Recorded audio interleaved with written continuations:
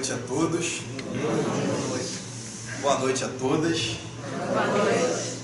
Sejam bem-vindos e bem-vindas, assim como eu também me sinto todas as vezes que regresso a essa casa. Sempre atendendo ao convite da minha amiga Christian, como costumeiramente ela faz, com muito carinho, com muito tato, com muita sensibilidade, vai nos envolvendo de uma forma que é impossível dizer não para a Christian. Assim como é impossível dizer não para minha filha, para minha esposa, para a Christian, a mesma coisa.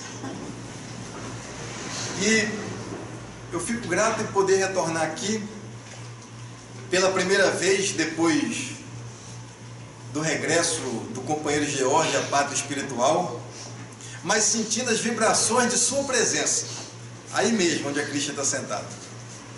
Ali mesmo ele ficava, e muitas vezes dali enviava as vibrações carinhosas e amorosas, e nós sentimos, ainda que não esteja com a presença física, mas espiritualmente, esse lar está impregnado de suas orações, do seu amor, do seu carinho, da sua dedicação. Então estamos aqui também por conta desse abnegado irmão que abriu mão de muitas oportunidades da sua vida particular para estar aqui e construir também, junto a Christian, os trabalhadores desse lar, esse ambiente, e sobretudo o ambiente espiritual. Então, é com muita gratidão que nós retornamos aqui, Christian. Eu agradeço muito que George receba as nossas palavras de hoje com carinho. E é assim que ele merece ser tratado. Bem, Jesus, o educador de almas. Esse é o tema para nós trabalharmos hoje. Não podemos desconsiderar que antes da vinda do Mestre, o mundo estava recheado de boas informações. Na Grécia Antiga, esboço, arcabouço intelectual fora formado e oferecido à humanidade, através da ciência, através da política, através da filosofia e dos conhecimentos humanos. A culminância da Grécia, nos seus arquivos intelectuais mais precisos, alcança os dias de hoje, relatando quanto foi vigoroso, proveitoso e rico aquela época. É preciso aqui relembrar que Jesus veio à Terra, que Jesus veio ao encontro de cada um de nós, em um momento em que estávamos preparados para receber o enviado de Deus. O Cristo de Deus foi anunciado pelos profetas. O Cristo de Deus era esperado como a estrela mais reluzente de todos os tempos. E a terra sentia já os efeitos da sua vinda, ao ponto de Roma ter experimentado momentos de paz, de culminância, na época em que Jesus veio até nós. Mas Jesus não foi apenas um líder religioso, como algumas religiões insistem em divulgá-lo. Jesus não foi apenas o enviado de Deus para algumas religiões, tendo algumas delas, inclusive, querendo ter monopólio das informações, querendo ser representante fiel do Cristo aqui na Terra. Movimentos esses, posturas estas, que são reflexos daquelas do passado, aonde o próprio Cristo combateu para exterminá-las, porque o conservadorismo da época, porque o pensamento ditatorial, porque o pensamento bélico, porque as estruturas sociais estavam contaminadas pela experiência ainda frágil do ser humano. E Jesus vem inverter a lógica, subverter a lógica e nos mostrar que acima do mundo existe um Deus que paira sobre a humanidade, que reina sobre nossas consciências, que diz para cada um de nós que, embora nós estejamos aqui experimentando dificuldades e atrocidades muitas vezes em nossas vidas, acima de todas essas coisas, existe uma frequência, uma sintonia, uma frequência que liga nossos espíritos ao Pai Celestial, de amor, de ordem, de equilíbrio, de paz, de fraternidade, de igualdade. E que nós precisamos então elevar os nossos pensamentos, equilibrando as nossas vidas, para começarmos a sintonizar com essa divina experiência que Jesus nos apresentou. Nós estamos falando aqui, como nos disse Kardec, como foi inquirido aos Espíritos, na questão 625 de O Livro dos Espíritos. Kardec pergunta: qual o exemplo, o modelo que Deus oferece à humanidade para que nos sirva de guia e modelo? E os Espíritos respondem: vede Jesus. A resposta foi assim, simples, com clareza solar. Jesus é o guia e modelo da humanidade. É assim que nós espíritas observamos. E Jesus recusou alguns adjetivos de alguns que o procuravam. Uma vez certo companheiro procurou Jesus, ajoelhou e perguntou: mestre, o que faço para herdar a vida eterna? Bom mestre, o que faço para herdar a vida eterna? E Jesus responde: dizei bom mestre, bom só existe um, é Deus que está nos céus, é o Pai Celestial, só Ele é bom. Mas ao mesmo tempo, em outra oportunidade, no Evangelho de João, capítulo 13, versículo 13, ele diz: vós me chamais de o Mestre, o Senhor, e dizei bem, porque sou.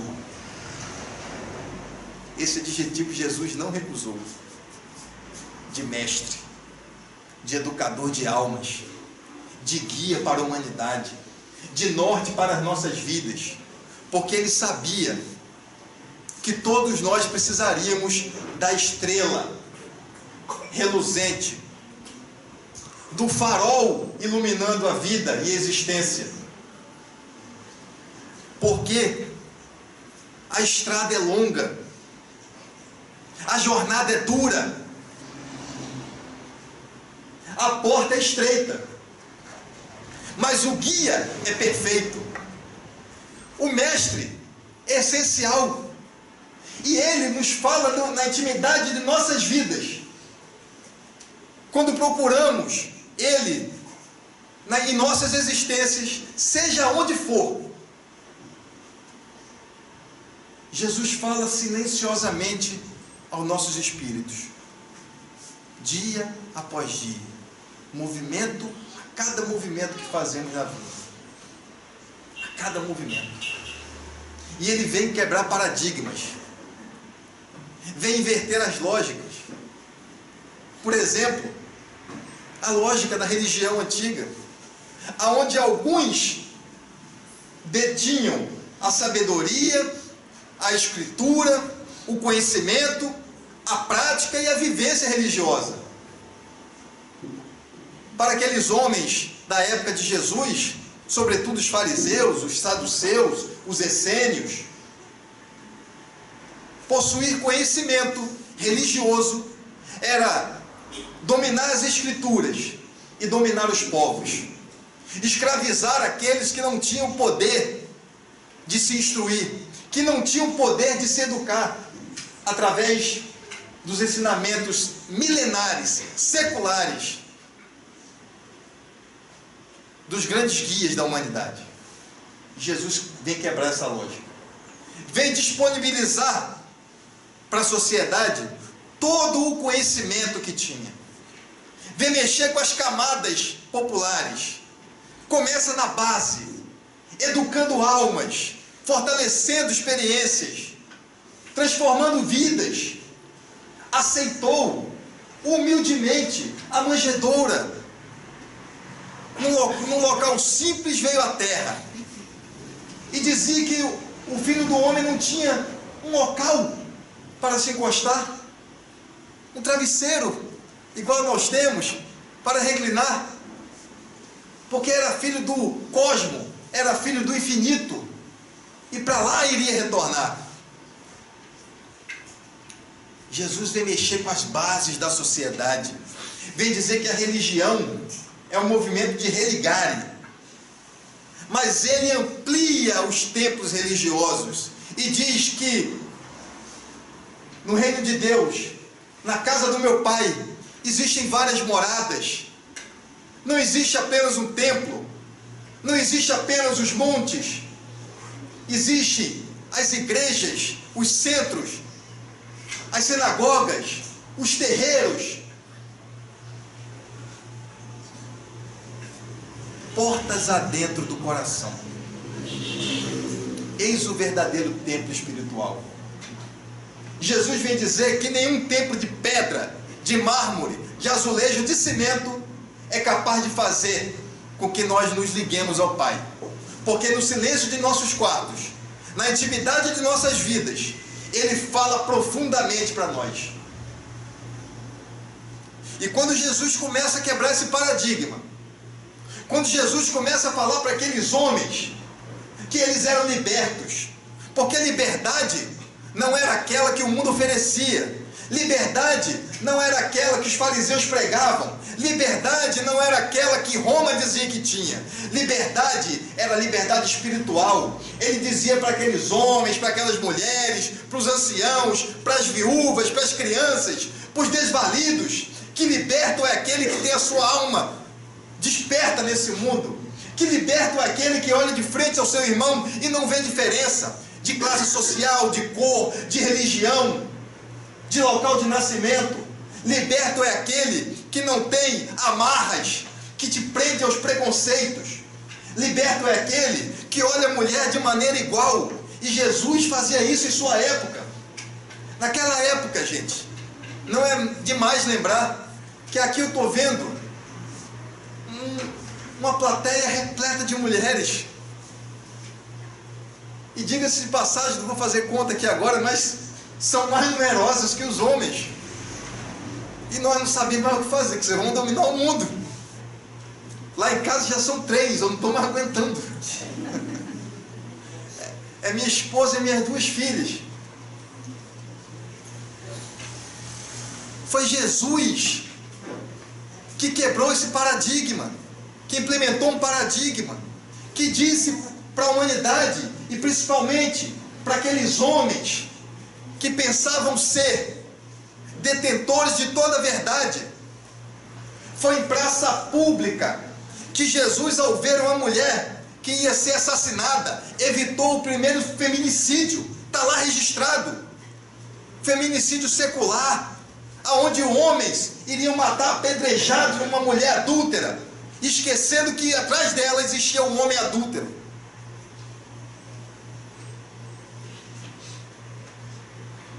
Nós estamos falando de um machismo secular.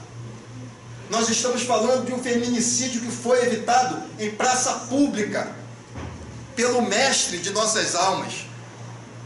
E Jesus fez com que aquelas pedras rolassem, consciências adentro daqueles homens que estavam ali, prestes a apedrejar aquela mulher. E Jesus pergunta a ela: mulher, onde estão aqueles que te acusavam? Eu também não te acuso. Vai e não peques mais. Porque Jesus não era conivente com o erro, mas ele compreendia o coração atormentado, o coração apedrejado pelo sofrimento, pelas injustiças. Foi Jesus que, ao nascer, teve que ser levado aos presses ao Egito para não ser assassinado pelo Estado. Jesus foi refugiado, e é por isso que Jesus entende, compreende e ama Aqueles que saem do seu estado, aqueles que saem do seu país, procurando um país que possa guardar homens e mulheres que estão sendo atormentados em seus países de origem. É por isso que Jesus ama, ampara e entende os refugiados de todos os tempos. Porque fora ele mesmo caçado. E se tivesse encontrado o menino Jesus, não tenho dúvida, não iriam ter dó, nem piedade. Mas não contavam com os planos de Deus. Porque quando Deus planeja, o mundo se ajoelha. Nada detém. Então Jesus vem quebrar esses protocolos. Vem dizer que eu e você somos iguais. E ele começa a mexer com o povo. E quando ele começa a conscientizar a população de que são libertos na realidade, que podem fazer muito mais, porque são a luz e o sol do mundo, ele é caçado, ele é preso, ele é julgado e humilhado em praça pública, em via crucis. Ele sofre atrozes dores, pendura-no numa cruz. E naquela época a crucificação era a pena mais cruel e humilhante para qualquer homem ou mulher. O apedrejamento era coisa simples, mas a crucificação era humilhante. E nós perguntaríamos: aonde estão os acusadores do Cristo? Aonde estão aqueles que atiraram-nos pedra? Aonde estão aqueles que cuspiam em sua face? Aonde estão aqueles que gritaram Barrabás? Aonde estão aqueles que lavaram as suas mãos? Aonde estão aqueles que bateram os pregos em suas mãos? Aonde estão aqueles que o feriram com uma lança? Aonde estão aqueles que não o compreenderam?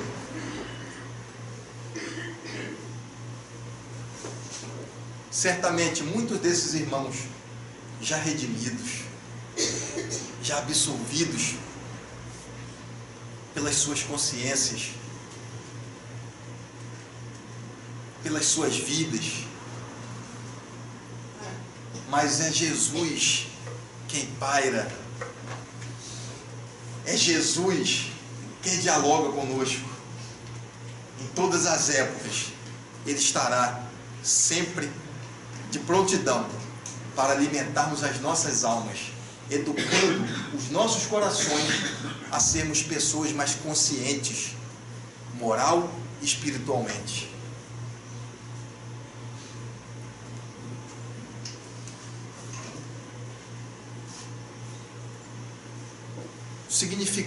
Um significativo diálogo Jesus teve com o doutor da lei Nicodemos.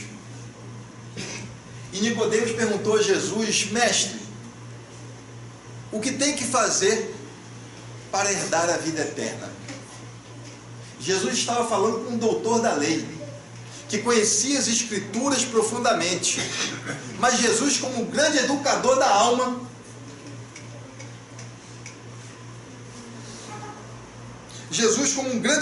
de alma, responde: amarás o teu Deus com todo o teu coração, com toda a sua alma, com toda a tua força, e amarás ao próximo como a ti mesmo, com todo o teu entendimento, e amarás ao próximo como a ti mesmo. E Nicodemos sabia do que Jesus estava falando, porque a primeira parte da resposta de Jesus estava escrito em Deuteronômio, capítulo 6, versículo 5. E a segunda parte em Levítico, capítulo 19, versículo 18. Ele sabia o que estava falando. Aquele era um doutor da lei. Mas aquele doutor da lei não era capaz de abarcar a informação que Jesus estava dando a ele naquele instante. ao ponto de perguntar: mas quem é o meu próximo? Aquele homem não entendeu. Quem era o meu próximo? E Jesus explica que o próximo é aquele que está conosco na jornada. Porque para aqueles homens, o próximo era uma palavra santa, era uma palavra que se usava nos rituais, era uma palavra que se usava na liturgia, que naquele momento próximo, no momento em que estavam reunidos nas sinagogas, o próximo era uma palavra simbólica que ligava o ser humano, aqueles escolhidos, a Deus. E Jesus vem dizer que não, o próximo é aquele que está conosco na via pública. E Nicodemos não entendeu a relação de divindade com sociedade, porque eles não tinham o conhecimento, ou não queriam enxergar que a transformação do mundo se fará na sociedade.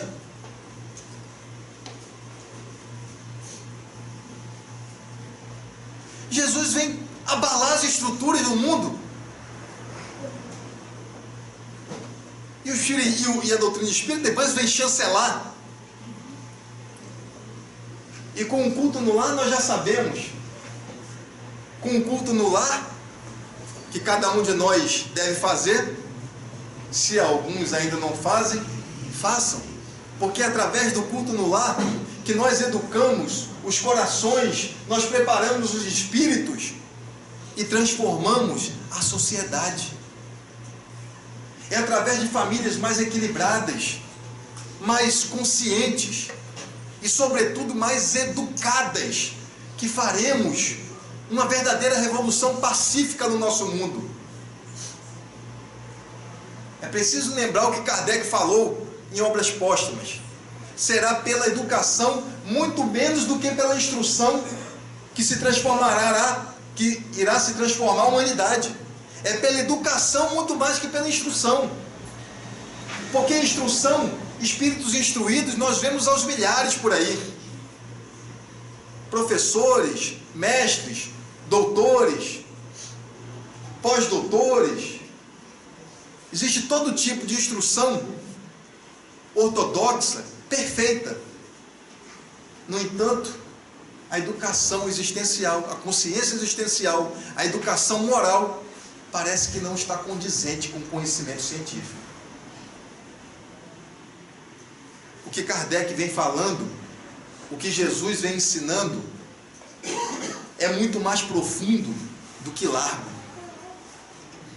Porque o conhecimento desse mundo nos oferece a largueza da sabedoria, mas Jesus oferece a profundidade do conhecimento.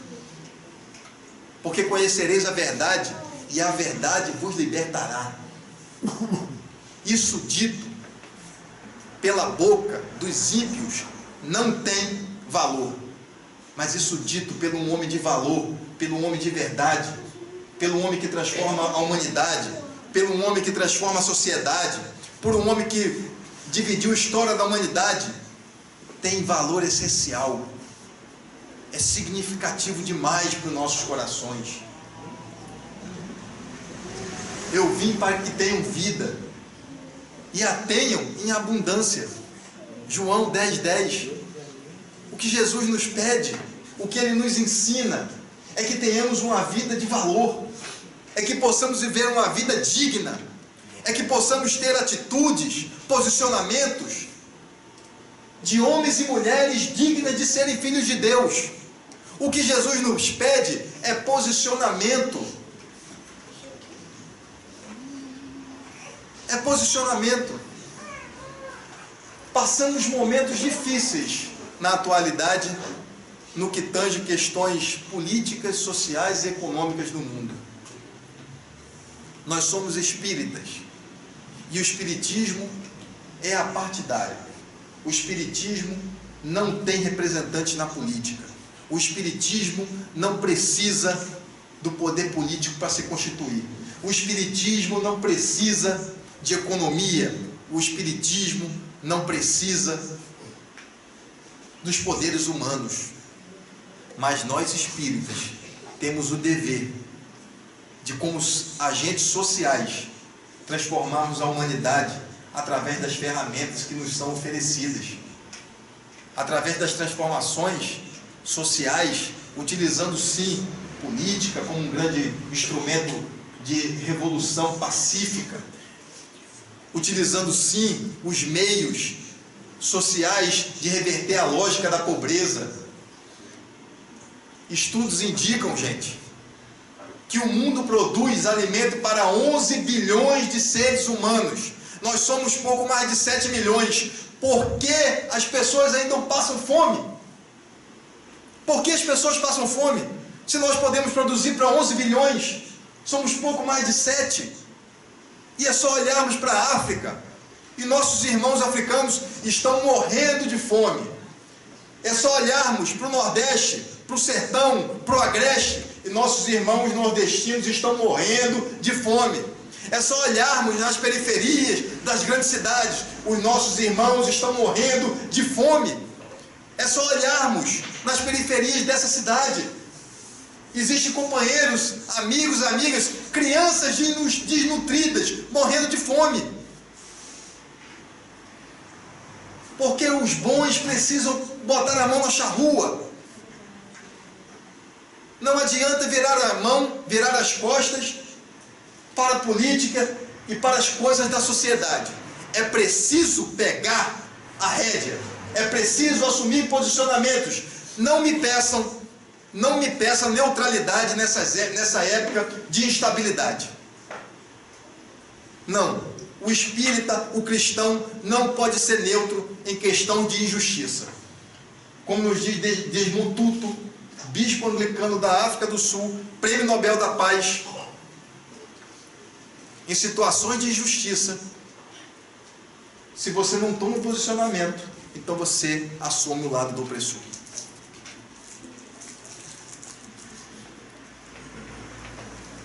Não nos peçam neutralidade. E ninguém aqui está pedindo para tomarmos posicionamentos partidários. Ninguém aqui precisa levantar a bandeira partidária. Mas nós precisamos nos envolver nos problemas sociais. Nós precisamos ser os agentes renovadores da sociedade. A Cristian está me falando ali como que o Pão de Francisco tem feito bem. Alimento para mais de 200 pessoas. Nós temos o trabalho social na casa que nós frequentamos e atendemos algumas pessoas também. É claro que isso é paliativo, mas já é um começo. Como diz o nosso conterrâneo, já desencarnado Chico Sainz, um passo à frente e você não está mais no mesmo lugar. Um passo à frente, um abraço, um pão, um alimento, uma palavra, um carinho, um afago, e nós já não seremos as mesmas pessoas, porque estamos sendo educados pelo Cristo de Deus que está impregnado nessa casa, que está impregnado em nossos corações, que faz resplandecer a eternidade em nossos olhos, que faz com que nós sejamos verdadeiros homens e mulheres de valores nessa terra. Precisamos assumir postos, precisamos assumir posturas, precisamos sair de cima do muro, porque em cima do muro não dá mais para ficar. Tem até uma história engraçada, gente, que um companheiro espírita desencarnou, Cristian, e ele foi um companheiro atuante, militante, palestrante, se achava o máximo. Aí desencarnou e chegou lá no outro lado. Aí de um lado tinha os anjos do Senhor, quietinhos, com uma bandeirinha na mão, dizendo assim: vem para cá, aqui é o seu lugar. Ele olhou aquilo, aí olhou para o outro lado, tinha a capetada, gritando, com tambor na mão, com pandeiro, queimando a carne, dizendo que ali tinha televisão, dava para ver PFC, dava para ver o futebol, e que ali era ótimo. Aí daqui a pouco o negócio começou a mudar, eles começaram a ficar quietos, mudaram de estratégia, porque viu que não estava dando certo com o companheiro. Aí os anjos do Senhor começaram a fazer um monte de divulgação. Aqui nós temos o céu, nosso lar é logo ali. André Luiz, Chico Xavier, vem para cá. E no outro lado a capetada começou a ficar quietinha. Aí o companheiro ficou indeciso. Ficou em cima do muro, não sabia o que fazer. Aí o capeta, o cramunhãozinho, o sete pés, estava paradinho em cima do muro de braço cruzado. Aí o assessor dele chegou e falou assim: ô seu capeta, o senhor me desculpa aqui a intromissão, mas o senhor não está vendo que ele vai pular de lá? Aí ele falou: não se preocupa, porque o muro é meu. Ele está em cima do muro. Ele não vai escolher, ele está indeciso. Gente, em cima do muro não dá para ficar. Nós só temos uma alternativa certa: é ao lado de Jesus. Jesus sempre esteve do lado certo, do lado daqueles que estavam sofrendo aqui no mundo, do lado daqueles que estavam padecendo pelos sofrimentos. E ensinou homens e mulheres como perseverar na vida, como ser experiente, com atitudes renovadoras, com exercício da fé, com exercício da esperança. E eu tenho certeza que eu e você estamos exercitando isso. Sabe por quê? Porque nós estamos aqui na noite de hoje. Nós optamos estar no Lar Francisco, num domingo à noite, às 8h12 precisamente, e para o desagrado de vocês, ouvindo esse nordestino que vos fala. Podia estar aqui o Divaldo, podia estar aqui o Haroldo, podia estar aqui o George, mas estamos aqui, vindo lá do Nordeste, já quase sem cabelo, mas com boa vontade. E eu tenho certeza que eu e você estamos aqui com o mesmo propósito, de buscarmos realinhamento com a divindade, de buscarmos readaptação aos mundos celestes, de buscarmos a experiência com Deus, com Jesus e com os Espíritos que aqui transformam vidas. Eu e você temos tido experiências renovadoras, eu tenho certeza. Eu e você passamos dificuldades na vida, e eu sei que ninguém é capaz de suportar o peso da cruz que você suporta. Eu sei que ninguém é capaz de viver aquilo que você está vivendo. Eu tenho certeza que ninguém é capaz de viver a sua vida tão bem quanto você vive. E Deus sabe disso, tanto que Ele deu uma vida para cada um e pediu que tomássemos conta dela, porque será dado a cada um conforme a nossa administração. E se nós já escolhemos estar aqui, gente, é um importante passo, é uma importante oportunidade de nos reconhecermos como jornadeiros. Nós estamos numa grande jornada, nós temos um grande guia, nós temos oportunidades múltiplas, o caminho é longo, mas não é sobre quem chega primeiro, é sobre chegar junto, é sobre chegar com amigos, é sobre como fazer amigos, é sobre como entender a dificuldade, é sobre como vencer as dificuldades, é sobre como ultrapassar as barreiras, é sobre como se renovar a cada dia. Estamos falando de oportunidades, de ressignificados de vida, de movimentos espiritualizantes, de movimento interiores que são capazes de nos tirar da onde nós estamos e alavancarmos a nossa vida aos patamares, aos cumes mais altos, que nós talvez nem imaginemos que somos capazes de chegar, mas chegaremos juntos, com amigos que estão aqui. Aqui eu vejo alguns companheiros amigos, está aqui a Tânia, a Márcia, está ali o Gabriel, e aqui são muitos, o Medalha, enfim, posso falar aqui, começar a falar um monte de nome de gente aqui. Minha filha está hoje aqui, o Filipe, namorado dela, hoje aqui. Falei baixo, tá? Para ninguém ouvir.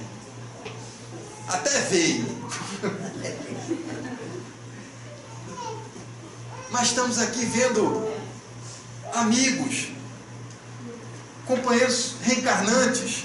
Tem uma companheirinha ali, linda, com olhos negros, lindíssima, herdeira do infinito, princesa da paz, trará luz e vida para sua família, trará esperança para essa terra, fará com que seus familiares possam viver mais tranquilos e serenos, porque dentro dela habita o reino de Deus, porque dentro dessa criança habita o reino de Deus, porque dentro de cada um de nós existe um reino alcançável por cada um, que é permitido a entrada de quem queira. Basta sermos humildes de coração, basta sermos verdadeiros de alma, basta falarmos a verdade e caminharmos de braços abertos, de peitos abertos, de mentes arejadas, de olhar fixo nos céus. Somos nós os viajores da eternidade. Jesus nos ensina que a nossa vida antecede o berço e não cessa no túmulo, ele continua após o túmulo. Somos viajores da eternidade. O mundo está à nossa disposição. Somos herdeiros do infinito.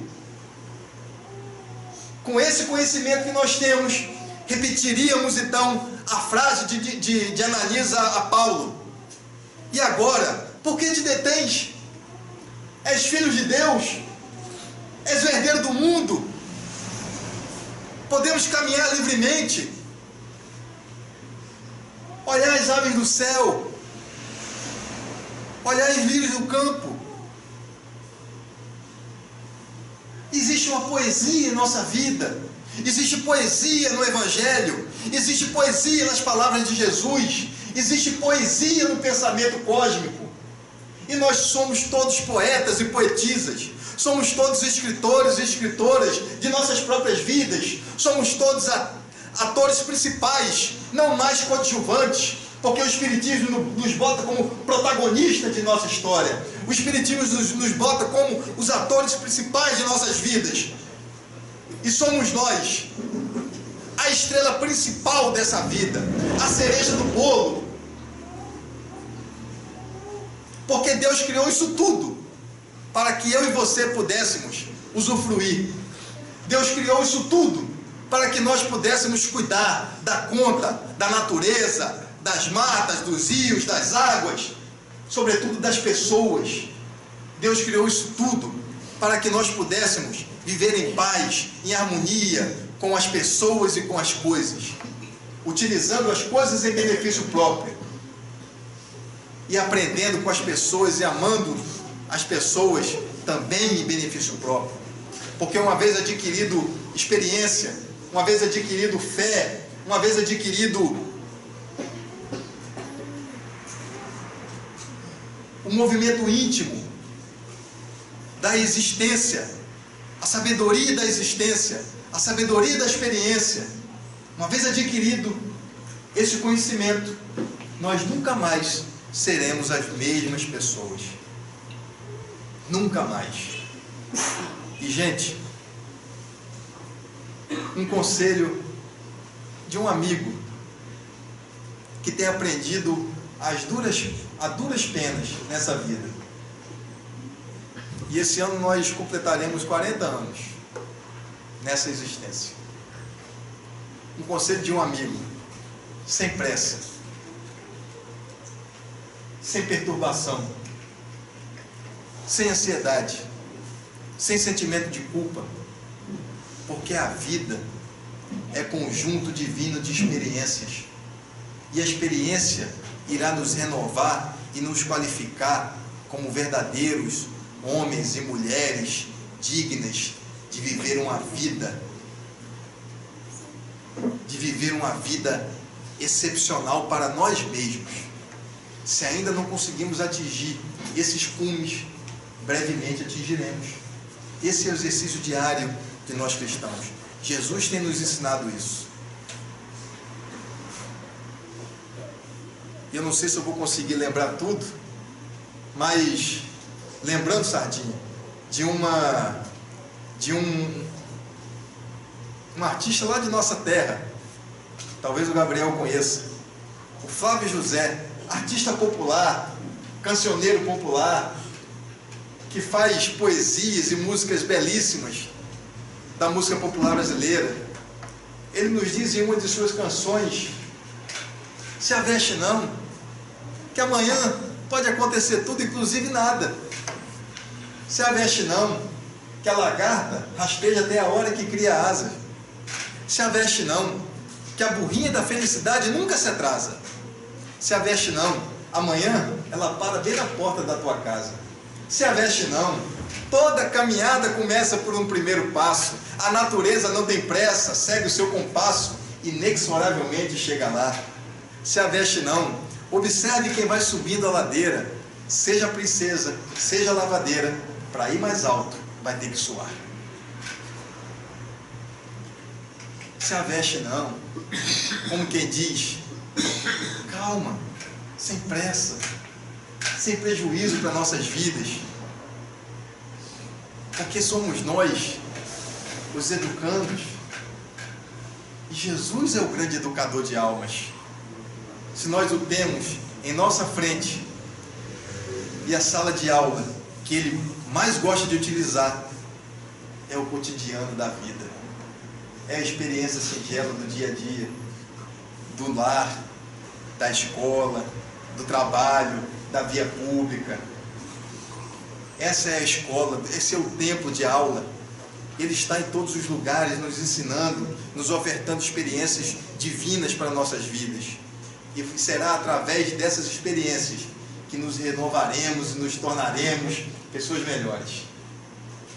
Eu queria agradecer imensamente a presença de cada um de vocês aqui, pedir a Deus que abençoe essa casa, pedir a Deus que cada um de nós possamos sair daqui com esperanças de dias melhores, construindo uma vida digna, tendo ao nosso lado o grande educador de almas, tendo ao nosso lado aquele homem que deixou ensinamentos imortais nessa terra, tendo ao nosso lado esse homem que tem palavras de vida eterna, que cortam os séculos, que cortam a história, que corta as horas, que ultrapassa as barreiras do tempo e deságua em nossos corações, em nossas mentes, em nosso dia a dia, como um grande professor, grande educador de almas, excelso coordenador, divino professor, mestre de todos nós. Que nós possamos estabelecer conexão direta com esse grande Espírito. Que sejamos nós, esses grandes caminheiros e grandes irmãos em caminhada frutífera até o Pai. Eu deixo aqui então com vocês, finalizando já a noite de hoje, uma pequena leitura do grande Emmanuel, genial Emmanuel, por assim dizer. E ele nos deixa uma leitura chamada Evangelho e Educação.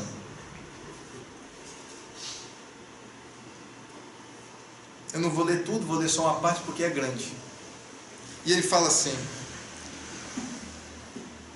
com Jesus, entretanto, começa uma era nova para o sentimento, coordenado ao supremo sacrifício, sem reclamar, e rogando o perdão celeste para aqueles que vergastavam e feriam, instila no ânimo dos seguidores novas disposições espirituais.